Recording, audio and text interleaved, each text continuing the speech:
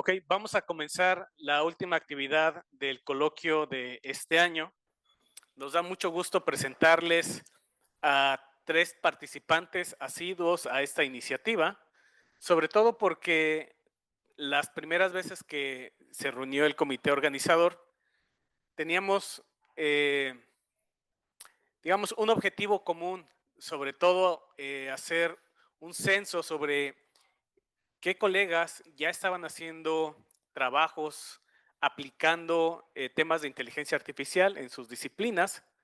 No sabíamos hasta dónde íbamos a llegar y con el paso del tiempo, este acercamiento que hemos tenido entre departamentos dentro del CICESE o con otras instituciones como la UNAM y claramente la UABC, nos ha llevado a diversas colaboraciones interdisciplinarias, ¿no? No necesariamente que los investigadores de computación seamos la parte de inteligencia artificial, eso lo pueden hacer todos, pero por supuesto el que exista esta participación siempre ha sido muy grata.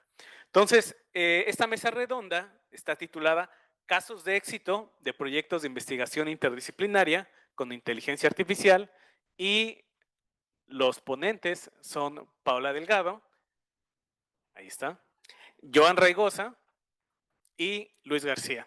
Entonces, la dinámica es la siguiente, ellos van a tener entre 5, 7 minutos para presentar de qué va este proyecto en el que trabajaron. Seguramente van a enfatizar esta parte interdisciplinaria y acto seguido vamos a hacer una ronda de preguntas que ya tenemos aquí planeadas y después si alguien quisiera preguntarles algo que se les ocurra o que les interese, por supuesto que lo podemos hacer. Entonces vamos a iniciar con Paola, cuyo título es Alternativas de monitoreo de la agregación de tiburón ballena en Bahía de Los Ángeles mediante uso de drones.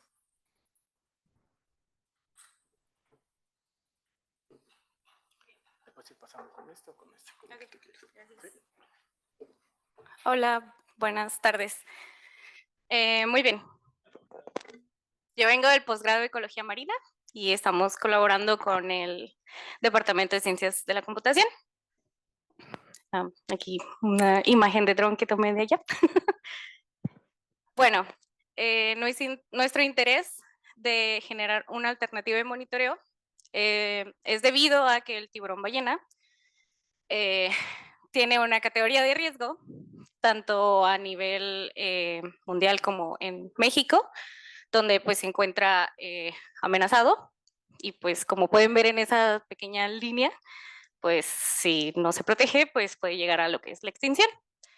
Esta especie se distribuye pues en el mundo, ahí en el mapa podemos ver la parte azul, que es la zona donde se distribuye y no sé si alcanzan a ver, creo que quedó muy pequeño, pero hay como unos pequeños espacios como más oscuros, que esos es como los sitios de agregación que tiene esta especie, que a lo largo del año llega por unos meses y pues las personas pueden se hace mucho lo que es turismo con él, ir a nadar, todo eso, y a su vez los científicos han estado tratando de monitorear estas agregaciones pues para ver los cambios en el tiempo de su población.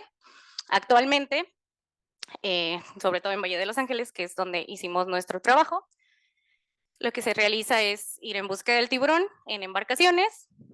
Como ese tiene un comportamiento que siempre está como que comiendo plancton, este se encuentra como en la superficie, pues es fácilmente encontrarlo por sus aletas y todo eso. Y una vez que lo encuentran, pues ya uno de los voluntarios se adentra en el mar y empieza a tomarle fotografías para encontrar como identificar al tiburón, también tomarle medidas de longitud y pues también saber el sexo, ¿no?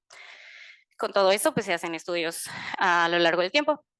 Pero nosotros empezamos, bueno, más bien la comunidad que realiza estas actividades a veces pues tiene problemas para salir a hacer estos monitoreos, a veces por costos, por el financiamiento o por simplemente el personal que pueda llevar a cabo las actividades.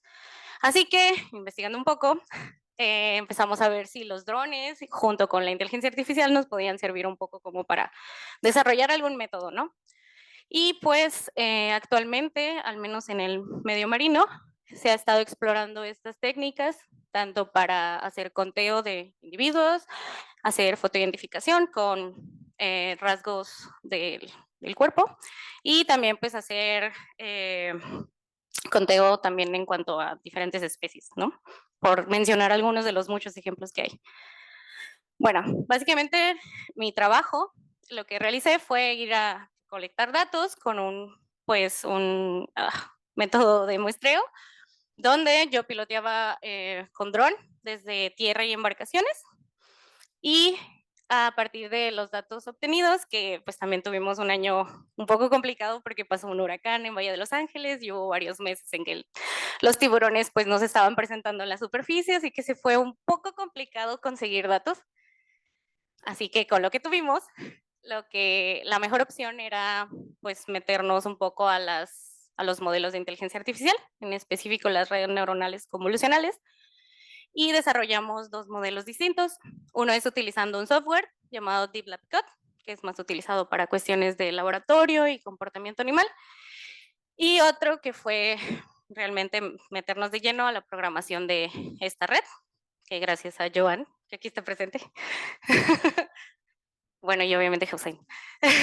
Bueno, en el enfoque de Deep Lab Code, este es un poco más sencillo para personas que somos ajenas a la computación, ya que básicamente tenemos nuestra base de datos que es para entrenar al modelo.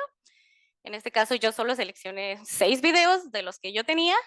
Hicimos un etiquetado de 20 frames por video con un esqueleto que determinamos nosotros del tiburón de 11 marcadores, los cuales definimos con pues, atributos fácilmente reconocibles de la especie.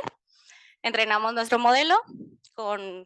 Todo esto fue realizado con un software, o sea, la verdad está bastante amigable para todos. Y una vez que ya teníamos nuestro modelo bien entrenado, pues ya pasamos nuestro dataset de prueba o test, que eran 9 videos, y a partir de ahí nos generó un video donde tenían los marcadores coloreados, si la probabilidad o el likelihood, perdón, era mayor a 0.6, pues se coloreaban. Después tenemos el otro enfoque, que ese es un poco más, pues complejo, un poco más largo, donde aquí básicamente de todos los videos tuve que yo empezar a hacer una clasificación entre qué no era tiburón y qué sí era tiburón. Con estos datos tuvimos que hacer un data augmentation porque pues no era suficiente para entrenar una red, y para eso pues con esos mismos cuadrantes que tenía de imágenes o cuadros de imágenes que tenía, le hicimos un giro, rotación, brillo, saturación y un contraste, todo esto con valores que le dimos predeterminados, simulando como de cómo se podría ver en la realidad y de una manera aleatoria. Con eso entrenamos una red.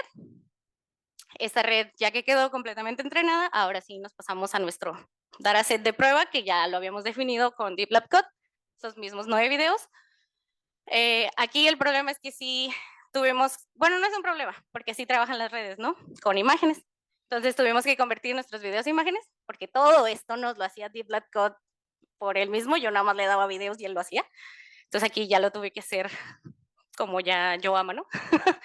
Y esa conversión de las imágenes, como aprendió en cuadrantes y parches como más localizados, tuvimos que recortar cada imagen del video en cuadrantes de parches de 192 por 192. Lo pasamos a la red. Lo que nos generó fue una probabilidad de pues, encontrar al tiburón en esa zona pues, para cada parche. Y pues tomando como referencia el umbral de Deep Lab Code, dijimos mayor a 0.6, pues coloreándolo de verde. Y de ahí pasamos a juntar todos los parches de cada imagen y después de ahí a representarlo en un video. Y pues que obtuvimos fueron estos hermosos videos. Este es el caso pues ideal, más bonito que tenemos, donde pues, no hay nada que le afectara a nuestros videos. El video de la izquierda es Deep Lab Code, el de la derecha es CNN. Este es uno muy bonito porque se ve cómo se va sumergiendo el tiburón y aún así se logra, o sea, lo puede seguir viendo hasta cierto punto. Y pues ahí lo pueden observar. Y uno un poco más complejo, que era donde estaba alto brillo solar o reflejo del sol en el mar, y aún así pudo encontrar al tiburón un poco fácil, por así decirlo, en ambos modelos. Y bueno, para nosotros,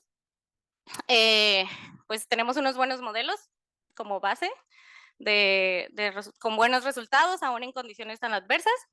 En cuanto a un poco de las limitaciones, es también pues el comportamiento que puede tener la especie como al sumergirse, o que tal vez no tenemos representado por completo pues este comportamiento. Igual en Deep Lab Code pues no pudimos irnos a la parte de varios individuos, y pues gracias a esto algo de oportunidad es que podemos seguir proponiendo un método de monitoreo que ya se vaya a cosas de conteo, tallaje, o incluso observar pues cuestiones de comportamiento.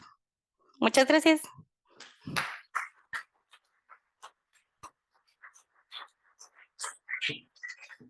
Bastante resumido y express, ¿no? Vamos con Joan, por favor.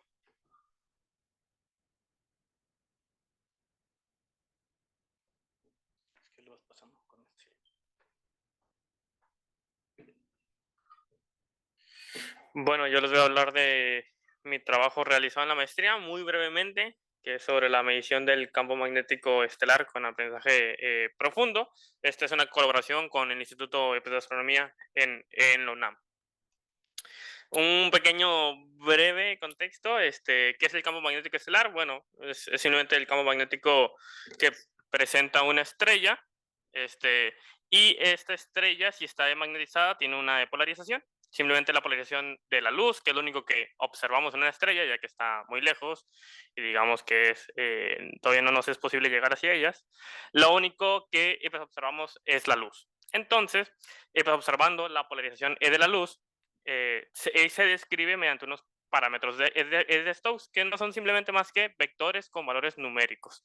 De hecho, hasta abajo tengo los perfiles de Stokes. Tenemos el Stokes I, que es la intensidad de la luz sin polarizar, en el cual tenemos como una firma. El Stokes Q y el U son perfiles de polarización lineales, y el perfil de Stokes V, que es una polarización circular. Entonces, en estos perfiles, sobre todo el Q, U y el V, está codificado de alguna manera las propiedades del campo magnético de una estrella al cual queremos inferir dichas propiedades.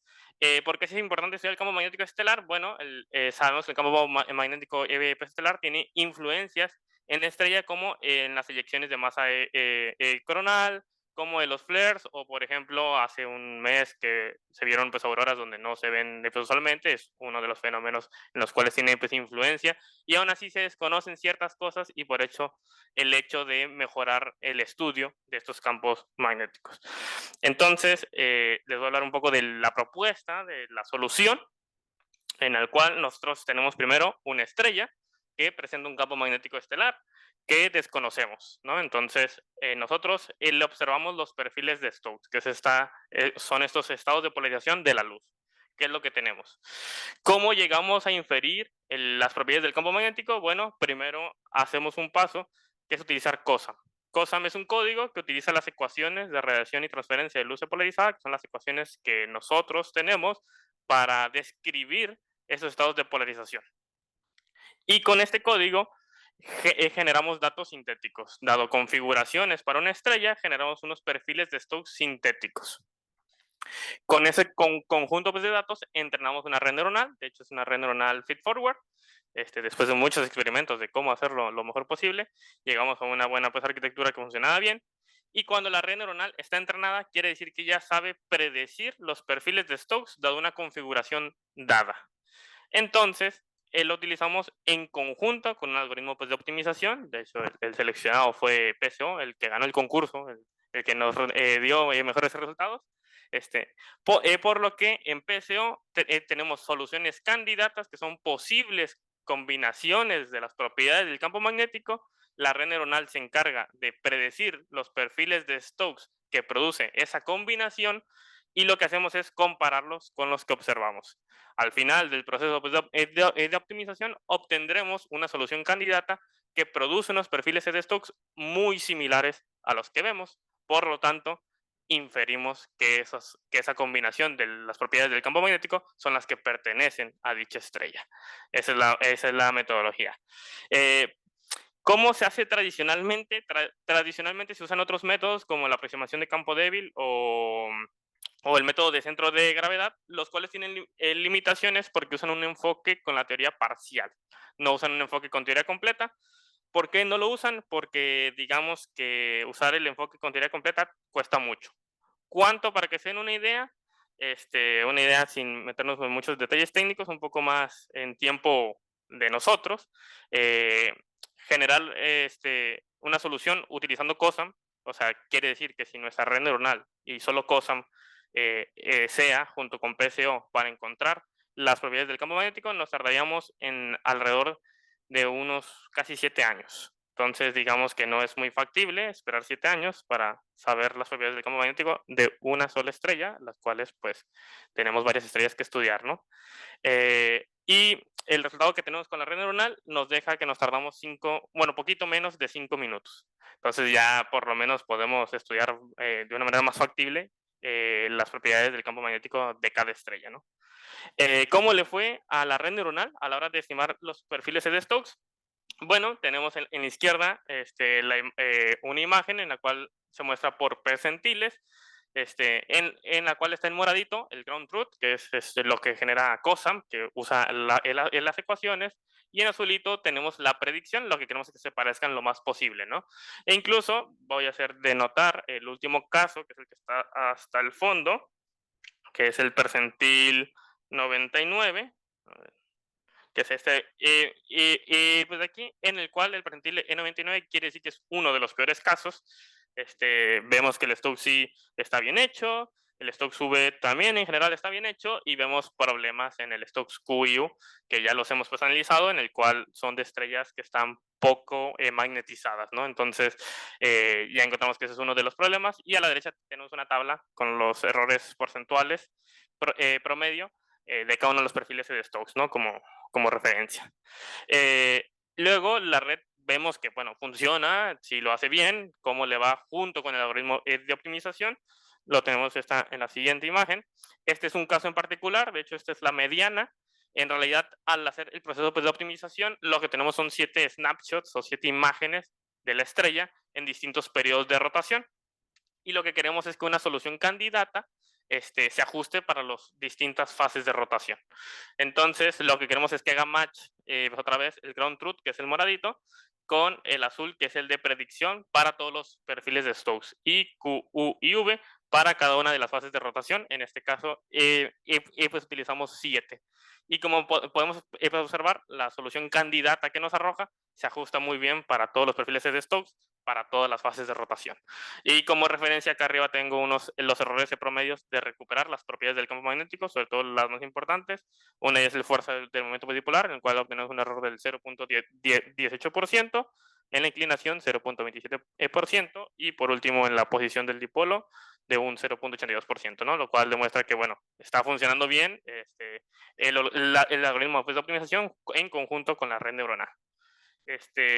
Un poco las conclusiones, bueno, es que tenemos una buena red neuronal que tiene un buen rendimiento, vemos que funciona, vemos que el algoritmo de optimización en conjunto con la red también funciona bastante bien, y lo que nos deja es una metodología lista para medir el campo magnético pues estelar, pues usando un enfoque teórico completo, y ya listo para poderse aplicar a datos reales, que pues era una de las limitantes, el costo computacional, ¿no? Pero qué limitaciones tenemos, ¿no? No todo es tan bonito, no es de que, bueno, pues ya está perfecto, solucionamos el problema, pues ahora qué hacemos. La verdad es que hay unas ciertas limitaciones, ¿no? Unos, como les mostré en el percentil 99, hay problemas con estrellas con un campo magnético débil, en el cual el perfil de Stokes QU, por lo general, suele tener una amplitud más baja, y se suele complicar mucho la predicción. Sin embargo, no estamos tan preocupados porque muchas veces en esos casos ocurre que la amplitud es tan pequeña que incluso nuestros instrumentos, que son el espectroparalímetro, ni siquiera mide en esa resolución. Entonces, quiere decir que en la vida real no lo vamos a tener tampoco, ¿no? Entonces, ahí estamos medio un poquito que no es, o sea, sí es un problema, pero no es tan grave, ¿no? Lo siguiente es que, bueno, pues utilizamos una configuración del campo magnético dipolar, que es una que históricamente se ha pues utilizado para modelar la configuración del campo magnético, y la realidad es que para muchas estrellas no aplica. Entonces, pues eso es lo que de hecho con el doctorado que viene ya en un futuro queremos abarcar esa área en poder cubrir estrellas con un campo magnético multipolar. Y por último es que la realidad es que en la maestría no se utilizaron datos con ruido, se utilizaron datos sintéticos con COSAM, se hicieron la recuperación del campo magnético igual en datos sintéticos, y la realidad es que las observaciones de la vida real tienen ruido, ¿no? No son tan bonitas, no son tan perfectas, y hay que lidiar con eso y hay que ver qué tratamiento pues hacemos, ¿no? Otras de las cosas que hacer en el doctorado, ¿no? Y bueno, eso es todo por mi parte. Muchas gracias.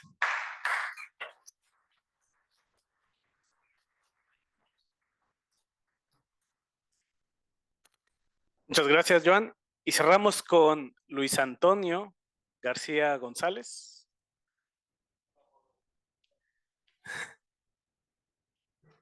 En tu Google Scholar creo que la tomé. Mira, le pasas con este si quieres.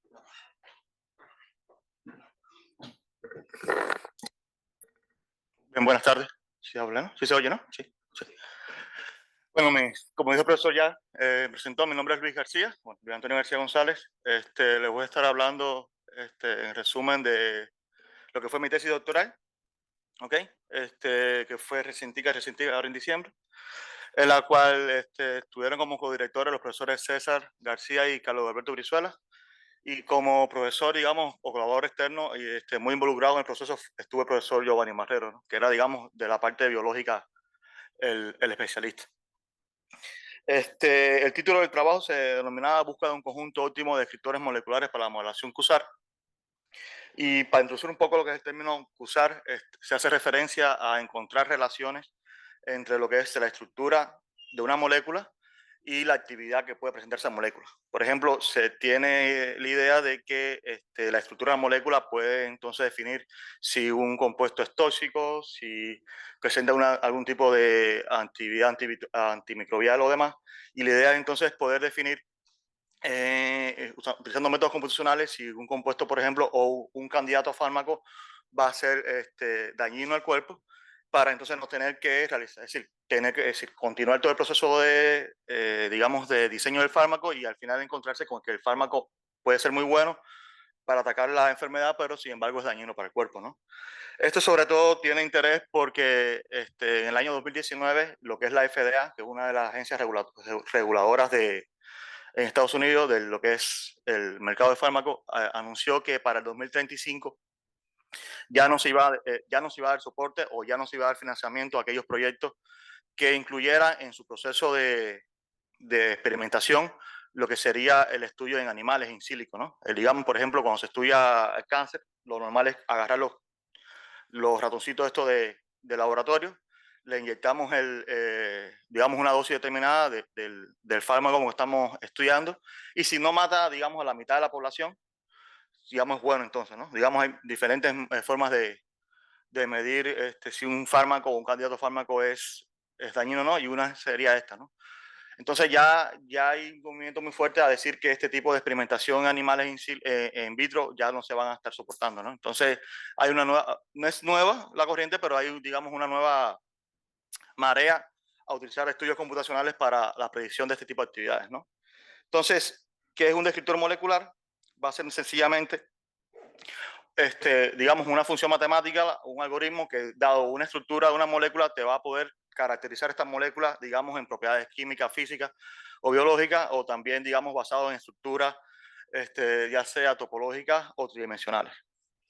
La idea de esto, entonces, es que estos descriptores moleculares son calculados por diferentes herramientas ya existentes en la literatura, ¿no? Ya, digamos, los primeros descriptores moleculares se presentaron alrededor de los años 50. De hecho, se calculaban a mano Y entonces ya, digamos, en estos 50 años de investigación ya se han desarrollado diferentes herramientas computacionales que te permiten calcular, digamos, un conjunto pequeño de descriptores moleculares que luego son utilizados para realizar la modelación. Ejemplo de estas herramientas puede ser Albadés, Padel, Cubilmás o Cubilmidas, ¿no? Son herramientas que, digamos, en el caso de Albadés o Padel, te dicen, yo te calculo 50 descriptores moleculares, no me importa tu problema de modelación, no importa las moléculas que tú vas a obtener o las moléculas que estás analizando, yo te doy estos 50 descriptores moleculares. Estos son los únicos que yo te calculo. ¿Ok? Basado en algún estudio de que en algún momento estos descriptores moleculares para problemas en particular eran buenos. Ya sea porque analizaban bien estructuralmente una molécula o caracterizaban bien topológicamente la molécula, ¿no? Recientemente, el resultado de la tesis doctoral de uno de mis tutores, se desarrollaron herramientas como Cubilmás o Cubilmida. Son descriptores moleculares, unos basados en topologías de la molécula y otros basados en digamos, en el espacio geométrico de la molécula, pero son herramientas que te brindan la oportunidad de calcular, digamos, billones de descriptores moleculares. Es decir, ellos tienen un amplio espacio de descriptores moleculares a calcular basado en diferentes propiedades atómicas, valores de agregación y demás, ¿no? Entonces, ambas estrategias, tanto las herramientas como el Albadés o Padel, o Cubilmás o Cubilmía, lo que tienen como desventaja el hecho de que no sabes si los descriptores que vas a calcular para después realizar el proceso de modelación van a tener buena calidad. Entonces, ellos te dan estos N descriptores moleculares, pero no sabemos si después los modelos que se pueden obtener a partir de estos descriptores van a tener una buena calidad. Entonces, el objetivo de la investigación era, dado este enfoque que se utilizaba actualmente, digamos, se calculaban los descriptores moleculares y a partir de los descriptores moleculares que no se sabían si iban a ser relevantes o no al proceso, a las moléculas que se estaban atendiendo y a la actividad que se quería predecir, entonces se realizaba el proceso de modelación. Y lo que se realizó en la investigación, en mi tesis de doctorado, fue entonces proponer un paso intermedio en el que se iba a utilizar un algoritmo que fue propuesto por nosotros y del cual, de hecho, no se tiene todavía evidencia de que se hubiera presentado, que se haya hecho en otras investigaciones, un algoritmo denominado AESO-DCS, y la idea era, digamos, cada descriptor molecular es un algoritmo o una función matemática. Esta función matemática, este algoritmo va a estar determinado por parámetros y cada parámetro va a estar definido en un cierto dominio. La idea era entonces definir un algoritmo que fuera capaz de explorar cada uno de los valores para los cuales dependen estos parámetros en cada uno de los algoritmos y determinar cuáles iban a ser los mejores valores para cada uno de los parámetros. Y de esta forma entonces definir un subconjunto de descriptores moleculares que sí iban a tener información relevante para las moléculas y la actividad que se quería predecir. A partir de ese subconjunto entonces se realizaba, digamos, el proceso de modelación tradicional y a partir de esto se podían encontrar modelos que se suponía, o la hipótesis sería que iban a tener mejor poder predictivo que los modelos que se obtenían a partir de definir modelos usar a partir de descriptores moleculares sin saber si eran relevantes o no al problema que se estaba generando, ¿no? Como resultado de la investigación, pudimos demostrar, tanto utilizando conjunto de datos, benchmarking conjunto de datos que se utilizan para tanto validar descriptores moleculares como proceso de modelación, pudimos validar que los modelos que nosotros construíamos a partir de los subconjuntos que nosotros encontrábamos iban a tener mejor rendimiento que los modelos que se construían a partir de subconjuntos de descriptores moleculares sin optimizar. Incluso pudimos demostrar en un conjunto de datos, digamos, real ya, que es un conjunto de datos donde están incluidos diferentes compuestos y fármacos que se sabe que tienen algún tipo de daño hepático. El daño hepático es muy importante porque no se sabe, es decir, lo que se le llama DILI, que es lesión hepática inducida por medicamento, es realmente hoy en día uno de los problemas más complicados a la hora de diseñar un fármaco, porque no se tiene idea realmente de cuándo un fármaco va a ser, va a presentar esta actividad DILI. Incluso hay un conjunto de fármacos que se llama idiosincrático, creo que es la palabra, que es que presenta la actividad, pueden afectar el hígado solamente en casos raros. Entonces, es digamos, ahora mismo uno de los modelos, uno de los problemas más grandes que tiene lo que es el diseño de fármacos, y pudimos construir modelos utilizando nuestras estrategias que tenían rendimientos superiores a los modelos ya reportados en literatura. Incluso cuando nos comparamos con técnicas más, digamos, modernas, como son redes neuronales o Deep Learning, pudimos demostrar que los modelos nosotros construíamos a partir incluso de técnicas sencillas como regresión lineal. Los modelos que estábamos construyendo nosotros iban a tener mejor rendimiento que los modelos que estaban reportados, ¿no? Y estos resultados, se podía concluir que los resultados que sostenían eran no tanto por la técnica de modelación que se estaba utilizando, sino porque los descriptores moleculares que se utilizaban eran buenos o eran relevantes para lo que se quería modelar, ¿no? Entonces, básicamente pudimos mostrar eso. Incluso pudimos ver que cuando los conjuntos de datos tenían mucha variedad, digamos, en cuanto a estructura de los compuestos, en cuanto a tamaño de los compuestos, pudimos demostrar que nuestros modelos obtenidos a partir del algoritmo que nosotros estábamos presentando tenían rendimiento superior, ¿no? Como trabajo futuro y, digamos, uno de los problemas que más nos chocaron durante la investigación y de algo que tenemos que tener en cuenta es que primero queremos definir esta misma estrategia para macromoléculas. Estamos hablando ahora mismo de moléculas como tal, pero la idea es entonces expandir el algoritmo a algoritmos, digamos, a conjuntos donde puedan tener péptidos o proteínas que son un poco más grandes, tienen otras características.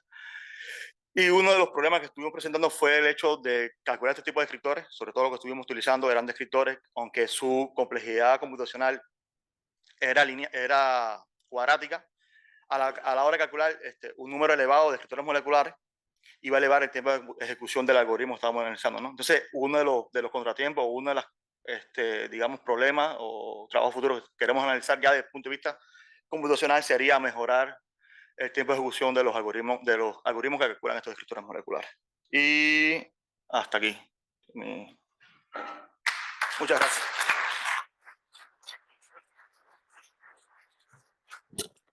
Muchas gracias a Luis, muchas gracias a los tres por el esfuerzo de reducir toda una tesis en menos de 10 minutos. La verdad es que cuando conocemos su trabajo, sí decimos, ¿a poco es tan fácil recorrer el camino y llegar a esos tan buenos resultados que tienen? Si no supiéramos el gran esfuerzo que les ha llevado a cada uno. Entonces vamos a pasar a la ronda de preguntas predefinidas que ya tenemos. Si alguien en algún momento de la ronda de las preguntas quisiera intervenir o participar, creo que es bonito este foro de discusión, de diálogo. No se espere hasta que terminemos la ronda de preguntas predefinidas. También, por supuesto, pueden participar. Entonces, la primera pregunta, vamos a ir en ese orden de la etapa de la investigación en la que están, empezando con Paola, que está terminando la maestría, luego Joan, que ya terminó la maestría y está por comenzar el doctorado, esperemos que sea así, y Luis, que ya es un graduado de doctorado, ¿no? Entonces vamos a empezar con la más pequeña. Y la pregunta es, bueno, los tres la van a contestar, pero ese es el orden, ¿no? Al inicio de su trabajo de investigación, ¿cómo surgió la idea de un trabajo interdisciplinar? ¿Las técnicas de inteligencia artificial fueron un eje central en esa propuesta o estas técnicas o el uso de ellas se incorporaron posteriormente? A ver, Paola. Hola, sí, ahora sí. Bueno, sí, es que al inicio, pues nuestra mente estaba como, ok, vamos a tratar de utilizar drones para ver si podemos a lo mejor hacer más precisos algunas partes del monitoreo o ver si podemos proponer algún método pues alternativo, ¿no? Con drones y a lo mejor desde tierra en vez de que las personas anden en embarcaciones. Y para eso pues estábamos viendo quién podía ser un asesor externo que me ayudara pues con cualquier duda que yo tuviera con imágenes o drones o así. Y justamente mis asesores vinieron al coloquio del año pasado y aquí conocieron a Hussein. Y dijeron, pues podríamos hacer una colaboración con él. Y cuando tuvimos charlas con él, pues él nos dijo, claro, solo que pues cómo vamos a utilizar toda esta tecnología va a depender de tus datos. Entonces es como, ok, tienes ya una manera de hacer las cosas, ve y pruébala, vamos a ver qué tienes y a partir de ahí ya vemos cómo trabajamos. Y como los tiburones nos salieron tanto como para hacer un método alternativo con drones, pues Hossein dijo, pues podemos irnos a la base de pues generar un modelo que te identifique el tiburón o pues que te lo vea. Pero pues sí, al inicio no tanto y se transformó. Bueno, en mi caso, ¿cómo surge la idea de un trabajo interdisciplinar? Bueno, surge principalmente por un hobby que tenía con astronomía, pero claro, yo veía estos videos de divulgación, ¿no? De astro y claro, no ves todas las ecuaciones y todas las, todas las demostraciones de por qué una estrella no explota, ¿no? O sea, por qué hay un equilibrio termodinámico, y ya después estudio eso, y me meto en hacer algo con eso. Claro, en mi caso, al venir del posgrado de computación, pues el eje era, ok, ciencia de datos, pues utilizar datos, y ahora es, bueno, sí, pero aplicado a qué, ¿no? Entonces escogí uno de mis hobbies para aplicarlo, ya que es más fácil trabajar si haces algo que te gusta. Y así es como surgió la idea. Hussein también bastante... eh, no sé si, no sé cómo decir, no sé si como bastante pues abierto a trabajar tal vez también en algo que tanto desconocía yo como desconocía él, y ambos fuimos pues aprendiendo conforme la marcha, y al final creo que resultó un buen trabajo.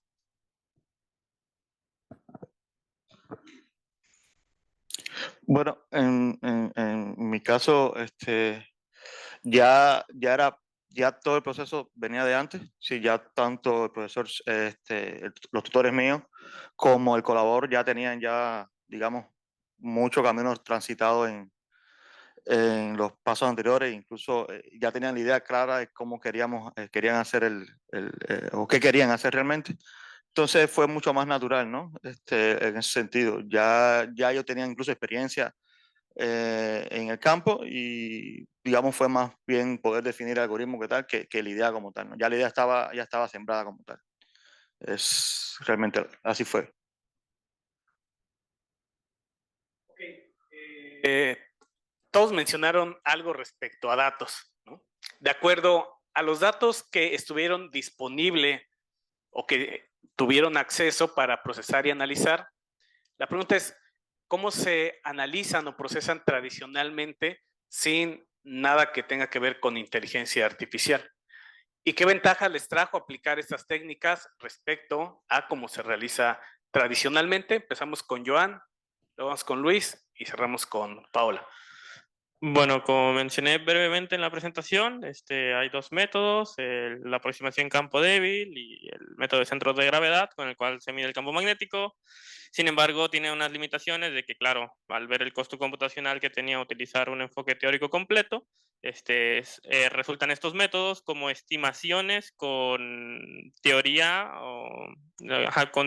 parcial, para poder hacer este cálculo, ¿no? En un tiempo obviamente corto, por el problema que les mencioné, que digamos, en mi algoritmo de optimización yo genero en total un poquito más de 700,000 perfiles. Si quitamos mi red neuronal y pongo COSAM, pues me tardo un poquito más de 6.8 años, lo cual ya no es factible. Por eso surge esa necesidad de esos métodos tradicionales que simplifican un poco el problema, y el hecho pues ya con la red pues ya mitigamos eso, ¿no? Solo que tenemos que asegurarnos que obviamente la red sea buena, ¿no? Y lo estime de una manera correcta para creerle que lo que nos produce de verdad tiene sentido y es cierto, ¿no? Entonces, esa es como que la ventaja que trajo el hecho de utilizar esta red neuronal contra métodos tradicionales que se usan en, en el área.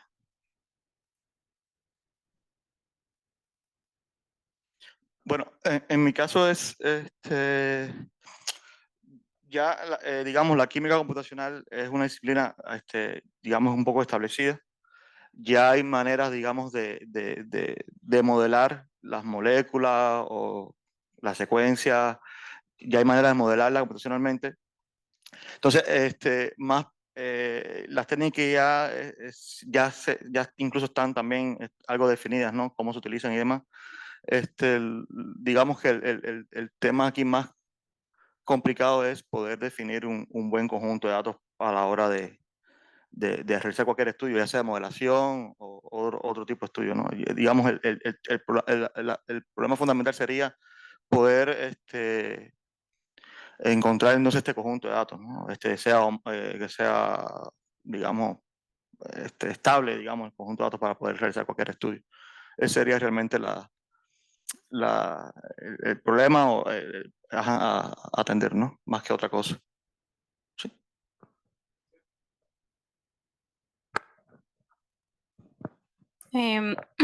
Bueno, como nosotros pues apenas estamos proponiendo un método, pues les comenté un poco de que al inicio, de que pues la gente pues todo esto lo hace pues yendo en embarcaciones y pues sube la información que tiene como a softwares donde es colaborativo, pero al momento de nosotros ya querer implementar algo y automatizarlo ya con inteligencia artificial y drones, em, que en mi caso pues todavía no llego a esa parte porque estamos apenas dejando un modelo base, pues puede ayudar mucho pues al momento de hacer esas revisiones de todos los videos, todas las filmaciones que obtuviste y pues reduciría el tiempo, tal vez también equivocaciones que pueda haber por las personas que son los analistas de esta información, por el tiempo que duran pues revisando estas imágenes, que es básicamente lo que pasa en otros proyectos.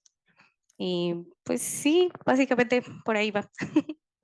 Sí, es interesante que dos de estos proyectos, el de Joan y Paola, pues tiene que ver mucho con observaciones, ¿no? De gente que estudia muchos años para hacer observaciones astronómicas, observaciones en campo para ecología marina y por supuesto la cuestión química en la que trabaja Luis, pues también es una disciplina en la cual tienes que pasar muchos años, ¿no? Para poder entenderla.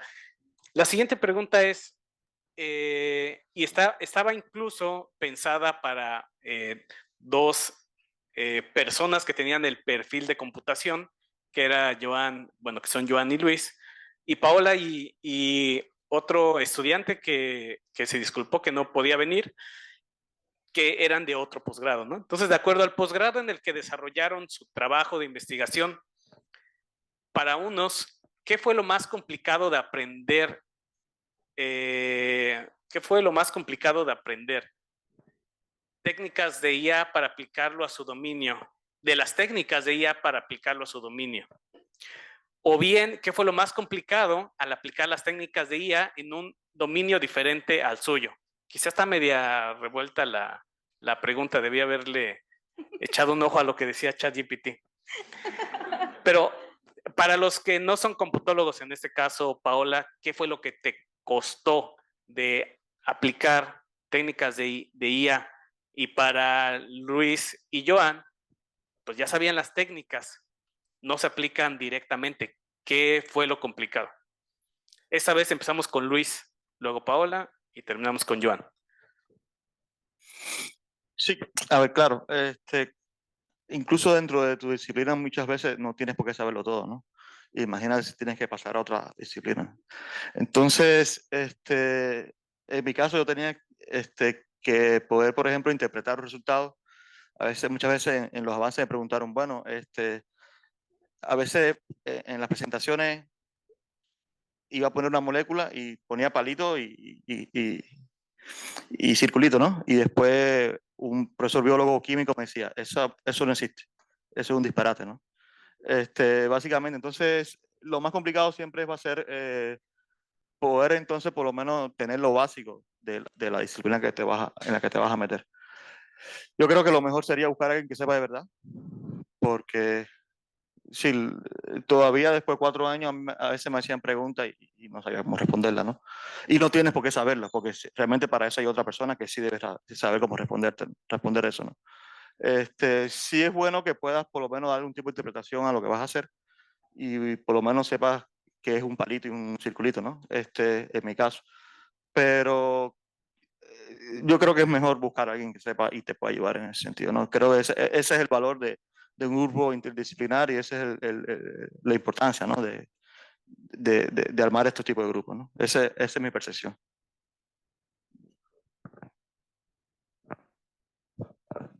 Pues en mi caso, pues básicamente es aprender otro lenguaje y a la vez pues obtener resultados casi al mismo tiempo. Y la verdad, me ayudó mucho cada asesoría que me dio Hussein y Joan, porque si de plano veía los códigos o al inicio, cuando recién estábamos planteando de, pues sí, se puede usar inteligencia artificial y cómo se ha utilizado en otras especies y yo veía la metodología y decía, ¿qué me estás diciendo? No te entiendo nada, solo entendía la entrada y la salida. Y cómo pasaba, pues ni idea. Y pues gracias a Hussein y Joan, pues fui entendiendo cada vez un poco más, pues, cómo funcionaba cada cosa que se obtenía y pues también me daba mucha risa que a veces se ponían, como son ingenieros, se ponían a hablar en matemáticas. Y yo sé que, ay, espera, yo la verdad salí muchas veces con dolor de cabeza de cada junta porque era demasiada información y tenía que estarla como revisando después, como a ver si lo entendí, no lo entendí y cómo lo entendí yo. Pero sí, es básicamente un nuevo lenguaje para mí. Está divertido, está padre. Pero sí, ayuda de alguien que sepa. Sí, eso es muy, muy importante.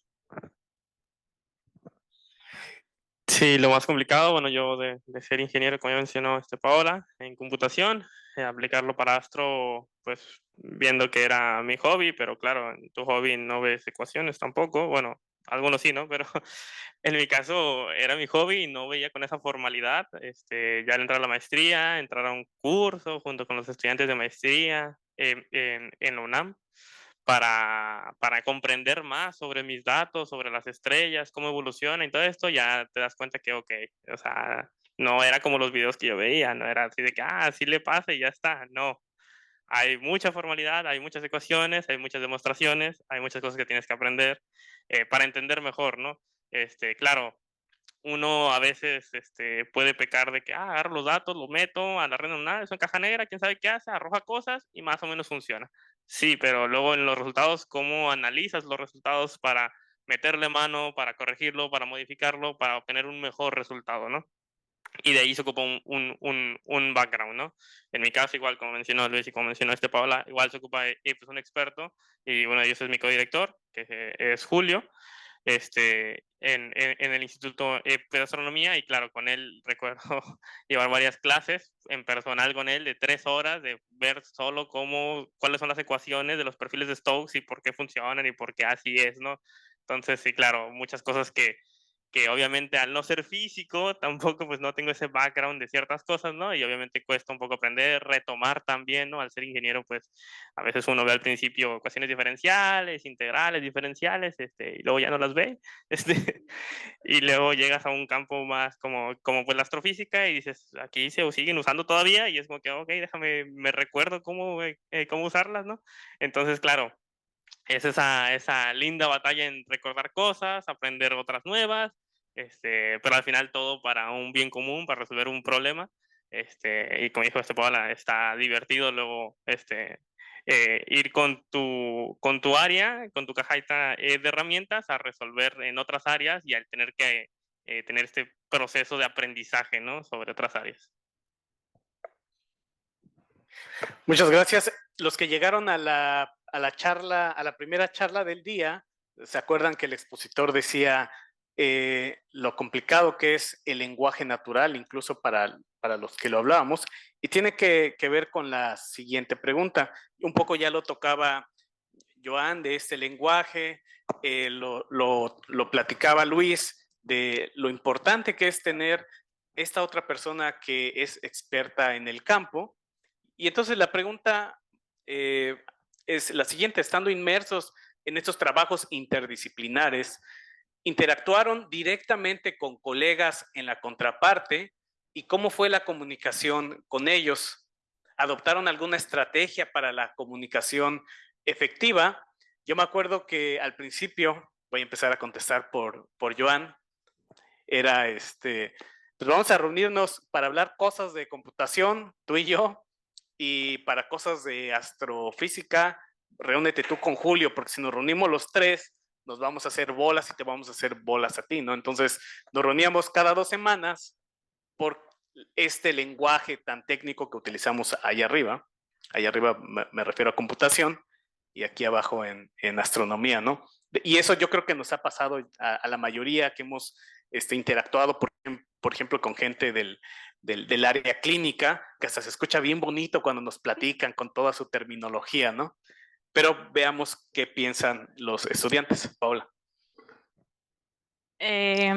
Sí, yo creo que con la experiencia que ya había tenido con Joan Hussein, él me dijo, mira, tengo estos dos estudiantes que te pueden ayudar en diferentes cosas y pues la interacción en computación, en vez de solo ser con Hussein, pues ya tenía también a otras personas especializadas en cada método.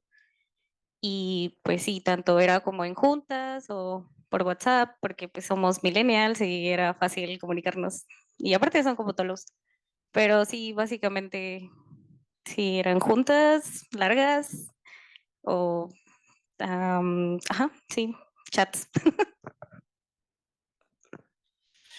Sí, por mi parte igual, como mencionó ya Hussein, en un principio optamos, por hacer reuniones, como cada 2 semanas entre los tres, y cada semana uno con cada uno, entonces, cada 2 semanas yo tenía 3 reuniones a la semana, y en las cuales era, luego bastante, había unas dificultades, ¿no? O sea, uno a veces se da cuenta que obviamente hablamos un mismo idioma, pero luego nos referimos a las cosas de una manera distinta, ¿no? Mientras Julio le llamaba en los perfiles, cuando es como una firma, él le llamaba línea, para mí una línea no es eso, ¿no? Entonces había a veces estas diferencias en cómo definimos o cómo le decimos a ciertas cosas, tanto que él nombraba, que yo entendía pues otra cosa, como así como yo decía cosas y él tal vez no me entendía, ¿no? Así como él me hizo presentaciones para explicarme más teoría sobre mis datos, yo le hacía presentaciones para explicarle los algoritmos que estaba pues, utilizando para que tuviera un background también de qué estábamos pues, utilizando y cómo se relaciona, ¿no? Entonces, en nuestro caso fue hacer muchas reuniones para ver resultados, para ver teoría de cada uno de los dos lados, este, y con eso ya nos fuimos como adaptando y ya con un año de tesis de la maestría, pues ya estamos mucho mejor pues, acoplados y ya nos entendemos mucho mejor. Bueno, en mi caso, la suerte es que ambos tutores ya vienen trabajando hace mucho tiempo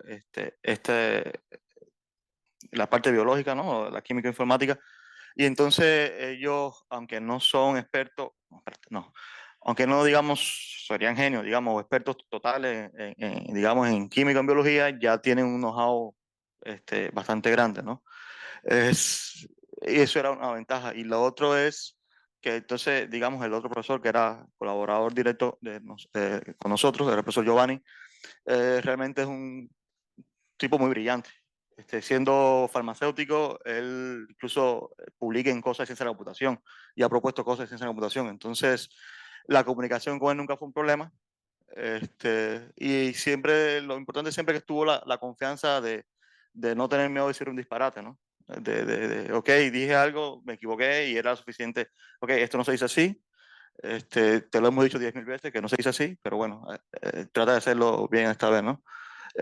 Pero sí, lo bueno era que ya tanto los tutores como el colaborador ya tienen mucha experiencia o tenían buena experiencia, digamos, en esta transversalidad, ¿no? ¿Está bien dicho eso? Sí, transversalidad en las disciplinas. Y bueno, ya, sí. Gracias. Muchas gracias. Nos quedan solo 2 preguntas. Iniciamos con Joan. ¿Cómo ha cambiado la IA, bueno, hasta el conocimiento que tengan ustedes, el panorama de su campo específico? Bueno, Paola supongo que lo sabe un poco mejor. ¿Y cuáles consideran que son las próximas grandes tendencias o retos en la aplicación de la IA en el campo en el que están trabajando? Sí, pues en el campo de la astronomía y astrofísica, obviamente no soy completamente experto, pero por ejemplo en lo que he hablado con Julio y también con otros investigadores de la UNAM es que, bueno, ellos tienen muchos datos, ¿no? Es la ventaja de Astro, están observando todos los días, digamos en San Pedro Mártir tenemos el telescopio más grande en México, y se observa cada noche, entonces generan una gran cantidad de datos que pues a veces se les va de las manos cómo trabajar con ellos, ¿no? Entonces aquí es donde a ellos les surge esta necesidad de utilizar técnicas pues, de ella para trabajar y procesar esta gran cantidad de datos. tiene muchos proyectos. De hecho, esto es como una mini anécdota, cuando José y yo vamos buscando un tema, ¿no? En un principio de que yo le dije, bueno, quiero hacer algo de Conastro, y encuentra un video en YouTube sobre Christoph en la UNAM. Pedimos una reunión, en teoría con Christoph, él invita a 3 investigadores más, tenemos una reunión con 4 pues, investigadores, nosotros buscando por lo menos un tema para hacer en la tesis. Al final nos vamos de la reunión con 8 temas posibles, y ahora el problema era no conseguir un tema, sino cuál de los 8 vamos a lidiar con él, ¿no?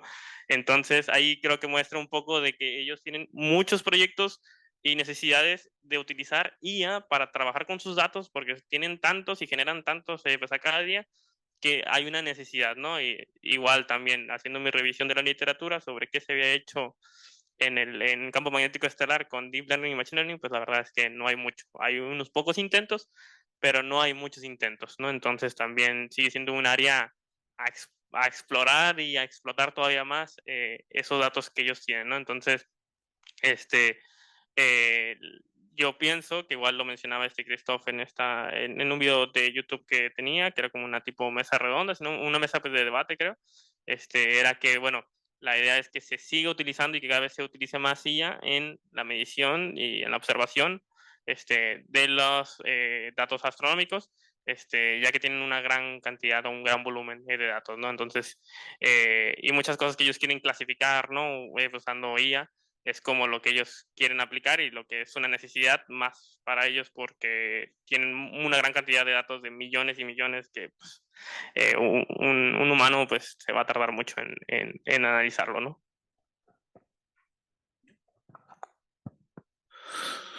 Bueno, la realidad es que, digamos que dentro de lo que es la química computacional, ya, digamos, ya las técnicas computacionales ya han invadido el campo, ¿no? Sí es cierto que, por ejemplo, ya todas las nuevas tendencias de la inteligencia artificial ha propiciado que, por ejemplo, Facebook, que no tiene nada que ver con la química, por ejemplo, ya ha liberado proyectos, disculpen, ha liberado modelos de lenguaje natural para poder predecir actividad en secuencia de aminoácidos. Entonces, sí hay un interés, digamos, total, incluso en compañías que no se supone que sean del área a trabajar estos temas, ¿no? Digamos, imagínense Facebook, que iba a ser Facebook hablando cosas químicas, ¿no? Y sin embargo, ya lo está haciendo también, ¿no? Entonces, sí la está cambiando y sí la está motivando también.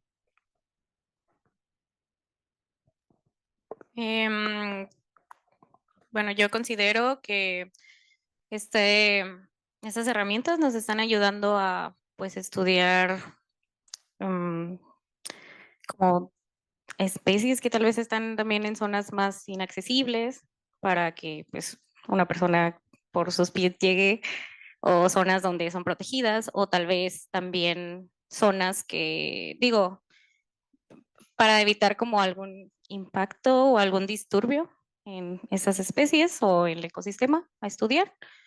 Va bastante rápido, creo que la inteligencia artificial completamente está como lo vimos en todo el coloquio, en todas estas como áreas. Y pues como lo mencionaba Joan, pues una vez que nosotros ya empezamos a utilizar cámaras, drones, celulares, y que ya tenemos un montón de imágenes, que es fácil obtener estos datos, pues ya viene la parte de revisarlos. Y aquí es donde es súper útil. Al menos, por ejemplo, en mi laboratorio, ellos también hacen estudios de otras especies con cámaras subacuáticas, y el show que es revisar todo eso, porque son horas que tienen de filmación, y pues creo que esto eficientiza todos esos procesos y pues hacerlo de una manera también más certera.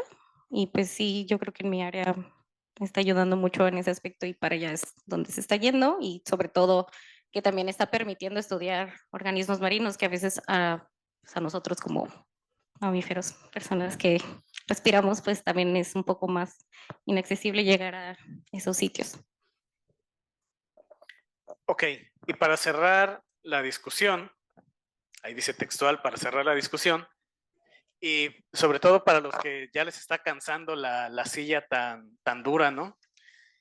Me gustaría que cada uno compartiera una lección importante o un consejo que hayan aprendido a través de su trabajo interdisciplinario, especialmente para estudiantes y jóvenes investigadores que pueden estar considerando esta ruta. Veo muchas caras jóvenes, entonces que digan, no sé si hacer algo muy solo de computación, muy de nicho, algorítmico, pero a lo mejor me gusta más lo interdisciplinario, le entro, no le entro, ¿qué me pueden decir los que ya recorrieron ese camino?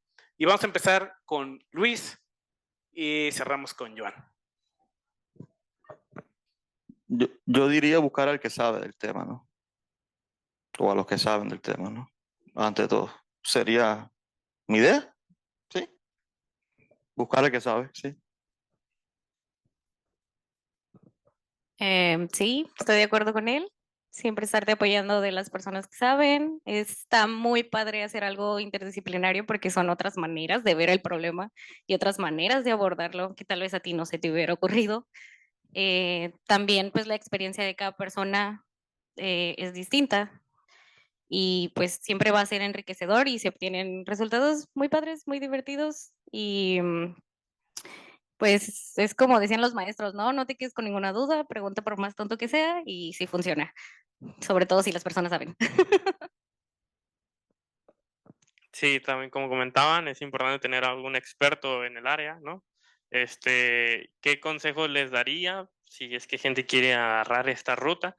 Pues diría que, bueno, tienen que estar abiertos, obviamente, que no son expertos en el tema que se están metiendo, ¿no? O sea, cada quien es experto en un área, conoce más o menos, ¿no? Porque obviamente no necesariamente conoces todas las técnicas que hay y todavía al ir a otra área, pues es obvio que tal vez tienes mucho menos background o mucho menos idea o fundamentos de esa área y es el no tener miedo, o sea, el no tener miedo a aprender nuevos conceptos, nuevas ideas, a conocer gente también, ¿no? Que se van a topar a mucha gente que hace, bueno, que es de esa área y que la verdad es que es bastante interesante el hecho de estar aprendiendo cosas nuevas en otras áreas, como mencionó Paola, luego ver otra forma de ver el problema, ¿no? Tal vez Paola lo ve, ella haciendo en ecología marina y yo de computación, como que yo muy rígido de que no, pues es que vamos a usar este algoritmo y no, y, o sea, como muy como matemático, y tal vez yo en viceversa, pues lo veo como que, ok, ¿cuál es la importancia, no?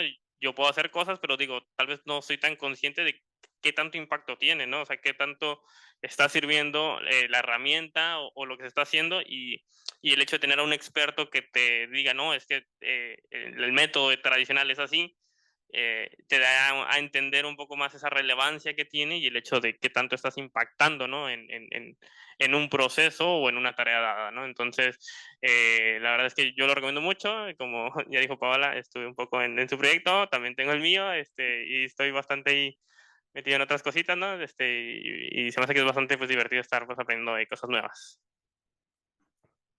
Pues muchas gracias a los tres. Es momento de que pues la gente que está aquí y que ya trabaja en diferentes áreas, pues podamos tener una discusión todavía más amena. Entonces, no sé si alguien tenga alguna pregunta para alguno de los tres en particular, para los tres, una pregunta para todo el público. Una pregunta para Conchita, que a qué hora llega la comida. Ya, tenemos una pregunta.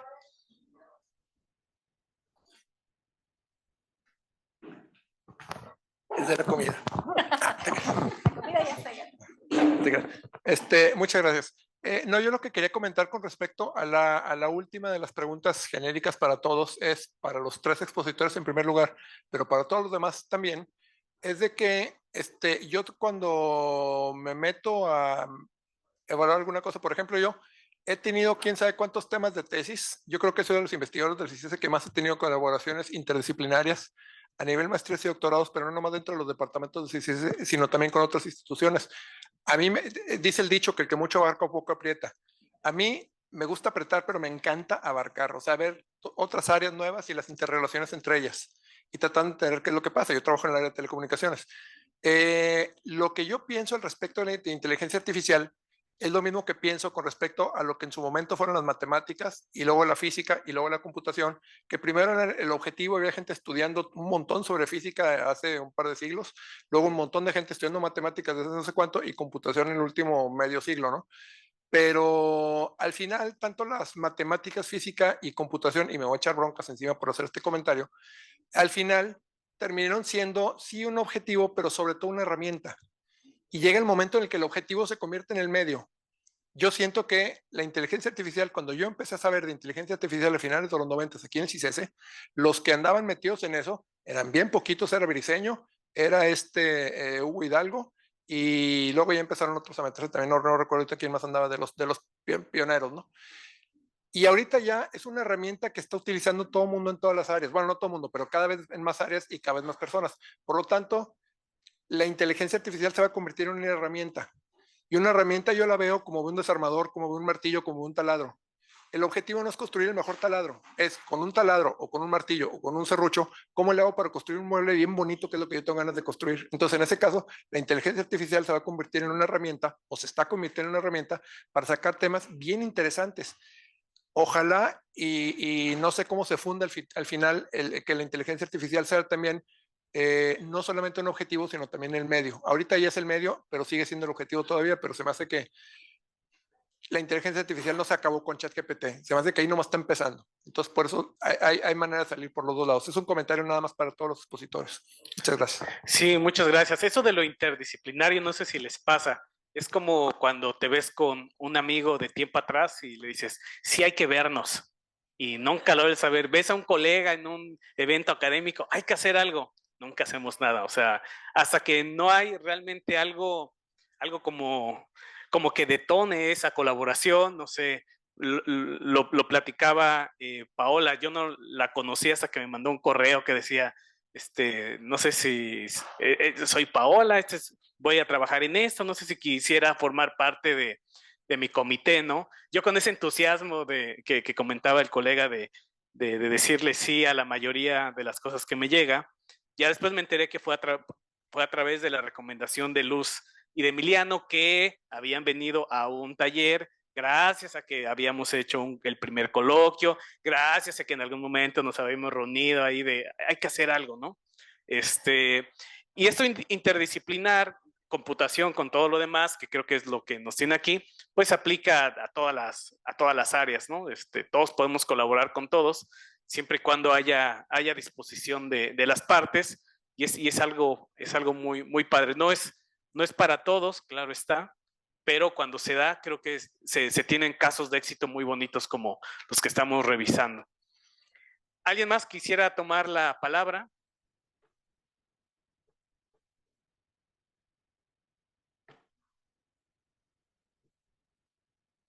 Luis, ¿no? ¿Quieres tomar la palabra? Luis.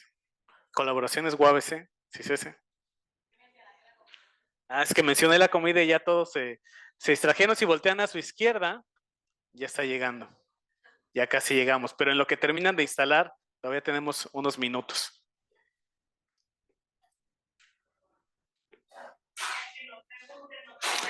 Sí, les vamos a dar un pase.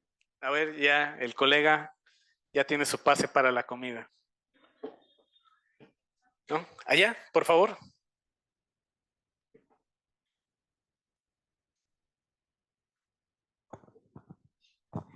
Gracias, sí, pues nada más comentar que hay muchas personas de diferentes áreas, pero a veces es difícil encontrar con quién colaborar, ¿no? Puedes tener una idea de que quieres hacer tal o cual proyecto, pero ¿quién me ayuda a hacerlo?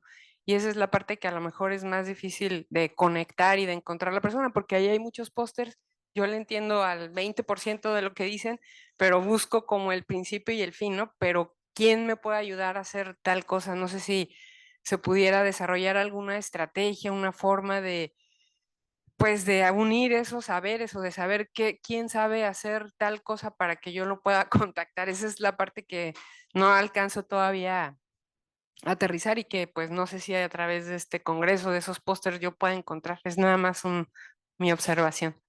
Sí, Gracias. justo lo que decíamos, ¿no? Ese detonante de cómo saber quién me puede ayudar, De hecho, lo que decía Conchita era muy importante durante la organización del evento.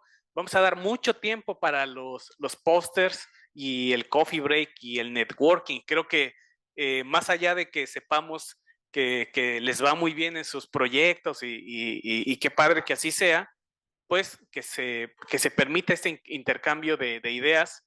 Y creo que es muy padre saber que si tienen algo, a lo mejor para alguna idea para generar esta herramienta y podamos decir, yo puedo hacer esto, yo puedo hacer aquello, se pueda materializar algún otro caso de éxito y a lo mejor en 2, 3 años decir, ¿se acuerdan de aquella mesa redonda que nadie quería hablar?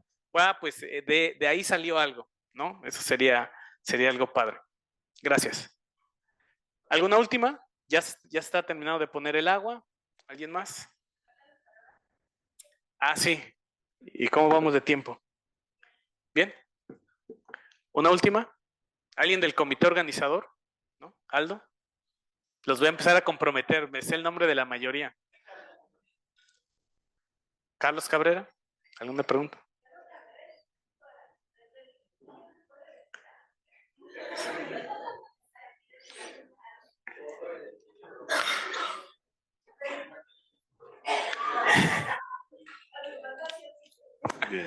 Casi no.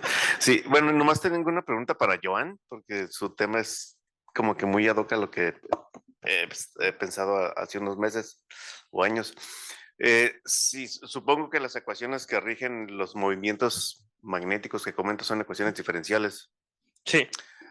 Si pensaste en explorar la parte esta del deep learning informado por la física, que podría ayudarte quizás tal vez a resolver esta parte de que no resuelves los campos débiles, ¿no?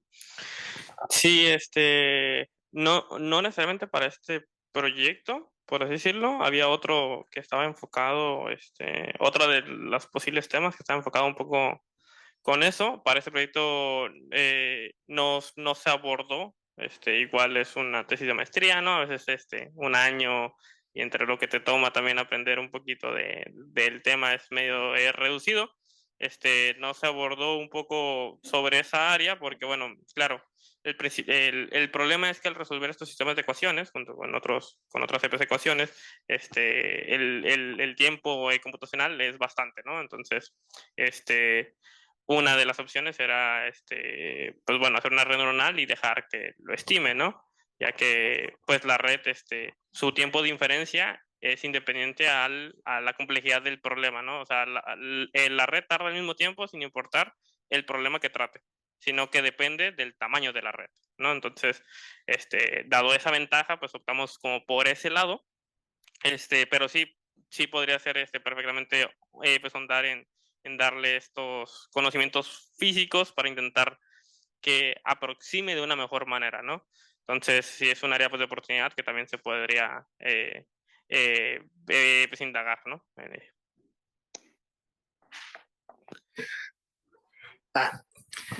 Sí, para los tres. Yo percibo que la mayoría de los programas de posgrado en CISES son algo compactos y no permiten mucho tomar cursos en otros posgrados o departamentos, pero esa es mi percepción. Quisiera escuchar su opinión en función de justamente investigación interdisciplinaria que ustedes hicieron. Si les hubiera gustado haber tenido esa posibilidad de tomar cursos como parte de su currícula en otras áreas, o cómo lo promoverían, en fin. Bueno, igual yo creo. Bueno, en mi caso, sí, tal vez es complicado tomar cursos, ¿no? Tal vez sobre todo el primer año, ¿no? Que se llaman full materias. En mi caso, en el segundo año, ya cuando es tesis y ya estás un poquito más, tienes un tiempo libre, entre comillas, bueno, tú pues te organizas mejor, ¿no? En ese entonces, y Julio me dijo, tienes que llevar esta materia, porque aquí es donde vas a ver todo lo que tienes que saber.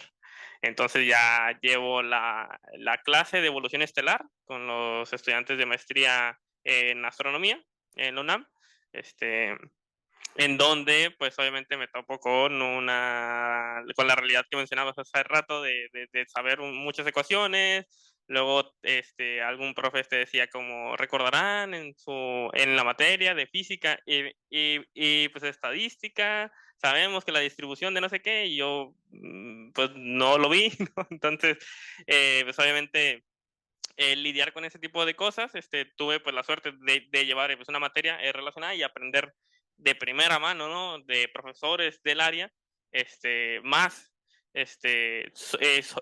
sobre el campo, pero claro, también aún así, este tiempo limitado y todo esto, pues tal vez sí, a veces sí se siente un poquito como que un poquito más de tiempo para tal vez tener estas clases o poder participar en clases de otros posgrados que esté relacionado, ¿no? Con tu tesis, yo creo que sí serviría y sería un gran apoyo para poder entender mejor sobre lo que estás trabajando, ¿no? Sí, sí, estoy de acuerdo con Joan, pero sobre todo es el tiempo, porque mi tema se definió ya bien como al final de mi primer año, entonces ya era como de volada te tienes que ir a campo, agarrar los datos y después aprender cómo funciona todo, entonces sí, el tiempo sí me estaba comiendo o me sigue comiendo. Entonces sí, al menos en mi posgrado, no sé si no debería de tener como eso del anteproyecto como hasta el final, a lo mejor a la mitad, y el último cuatrimestre que te permita como agarrar otras materias interdisciplinarias si es que tú elegiste un tema interdisciplinario, no lo sé, pero sí, el tiempo es muy reducido. Bueno, la verdad no sabría decir si sería, en mi caso, ¿no? Tuviera una opinión respecto al tema, sobre todo porque en un caso de la maestría, si quisieras hacer algo por el estilo, haría falta definir desde el primer año, es decir, desde el inicio que un estudiante entra a la maestría, haría falta definir entonces su tema y entonces a partir de ahí yo creo que no habría problema en decir en un comité de un CPP, ok, necesito que este estudiante pase este curso, otro curso, ¿no? En un segundo año sería un poquito más difícil, sobre todo por lo que dicen los muchachos, ¿no? Yo no tuve que pasar cursos, sí, en mi caso yo tuve que pasar 2 primeros cursos y después ya era libre de entrar a donde quisiera entrar, ¿no? En ese sentido, creo que creo que te permite entrar como escuchante, ¿no? ¿Cómo es el término? Como oyente, ajá, como oyente a los cursos, ¿no? Y es una buena práctica. En un caso de una maestría, debería definirse entonces el principio, ¿no? Para entonces poder a un estudiante definirle cuál va a ser el plan de curso que se le va a pasar, incluso decirle, ok, este curso que se da aquí obligatorio, vamos a hablar para que no se te considere obligatorio y que tú pases este otro curso que para ti es mucho más importante, ¿no? Pero sí, yo creo que sí, habría que definir desde un principio el, el camino, ¿no? No a un segundo año, cuando el segundo año ya tienes que estar trabajando en la tesis. Digamos, mi opinión, no sé si sea muy importante, ¿no? Sí, muy interesantes los comentarios. Quizá complementarlo diciendo que tenemos nosotros un curso que es un tanto general. Hemos tenido estudiantes de otros posgrados, de gente de nanociencias, de ecología marina, de electrónica, han ido creo que de óptica, no estoy tan seguro, a tomar un curso que llama Introducción a la Ciencia de Datos. Es muy general, como dicen, como comentan a bien ellos, no siempre tienes al principio la idea tan clara de en qué vas a trabajar, pero hay cursos que son un poco más generales y te pueden servir y que si lo pensamos que sí, la inteligencia artificial, el aprendizaje, máquina van a ser herramientas, pero puedes tomar como formativo, independientemente si lo vais a aplicar de lleno o no a tu trabajo de investigación, ¿no? Entonces, si alguien se interesara, bueno, hemos tenido estudiantes incluso de la UABC que se inscriben a los cursos que tenemos aquí de computación y creo que han sido bonitas experiencias. Se ven casos generales, no se aplica a un área en específico, entonces creo que les podría venir bien. Sí. Sí. No, bueno, primero felicitarlos, realmente es un gran esfuerzo el que están haciendo y gracias por invitarnos a los que no trabajamos mucho, no trabajamos nada en inteligencia artificial. Creo que es algo que deberíamos centrarle muchos, no, todos tal vez, porque es lo nuevo y además creo que te saca mucho de apuros. Pero creo que nos falta un poco en la motivación. Aquí hace rato había varios de mis colegas, yo estoy en microbiología para los que no me ubican, y había colegas de biotecnología y demás, pero se volvió un poco técnica la presentación de algunos y la verdad yo me perdía en muchas, me perdí, de hecho en las primeras, porque era muy enfocado hacia las fórmulas, los algoritmos y todo esto. Entonces creo que nos hace falta un poco más de background, a lo mejor darnos un curso a los profesores, tal vez sería interesante, y aprender un poco más de ustedes, ¿no? De lo que están haciendo y para dónde va esto de la inteligencia artificial. Pero de nuevo, felicitarlos porque ha sido un buen esfuerzo. Muchas gracias. Sí, muchas gracias. Yo creo que vamos aprendiendo en el camino, sobre todo en estos eventos, y seguramente Conchita nos recordará que es la que nos está ayudando y nos jala para estos eventos. Adelante. Coincido con Rufina en lo que acaba de decir y quizás es nuestra ignorancia. O sea, como investigador creo que tiene una gran aplicación en el mundo de la oceanografía física, la oceanografía biológica, la ecología marina, ¿no? Hay múltiples aplicaciones. El problema es querer caminar eso. Y para eso necesitamos saber, ¿sí? El conocimiento de lo que estáis haciendo es muy importante. El perder ese miedo que nos estaban hablando los estudiantes también, ¿no? Que es fundamental, el perder el miedo a decir una tontería, a decir una burrada y poder caminar a lo largo de ese camino. Por eso sí que es una muy buena idea, primero que a los profesores nos contéis más de esto, ¿ok? Que sepamos más. Pero sobre todo para los estudiantes, que yo creo que son los que realmente van a trabajar en esto, el darles la oportunidad y sobre todo el que sepan que este curso también se está ofreciendo dentro de CICESE. Para que nosotros mismos, en los otros posgrados, ¿no?, podamos empujarles a que tomen ese curso, al menos la introducción, y que puedan sentirse al menos con la capacidad para decir, bueno, pues mira, en vez de estadística voy a utilizar inteligencia artificial, porque acabamos todos, quieras que no, utilizando estadística. Y esta es otra herramienta, yo no lo digo como sustituto de, pero esto es una grandísima herramienta muy poderosa que además está todavía por explorar. Y los que van a explorarlo, ahí los tenemos, son los estudiantes. Por eso el hacerlo más visible para el resto de los estudiantes en el CICESE creo que es muy importante, es una gran idea. Muchas gracias por su comentario, por supuesto que lo vamos a considerar para las siguientes sesiones. Creo que hemos tenido bastante buena aceptación a lo largo de los años y esperemos que cada vez vaya para mejor, ¿no? Y que estas actividades puntuales que nos sugieren, ojalá podamos trabajarlas. Yo creo que con eso cerramos la mesa de diálogo y les agradecemos a nuestros 3 panelistas con un fuerte aplauso.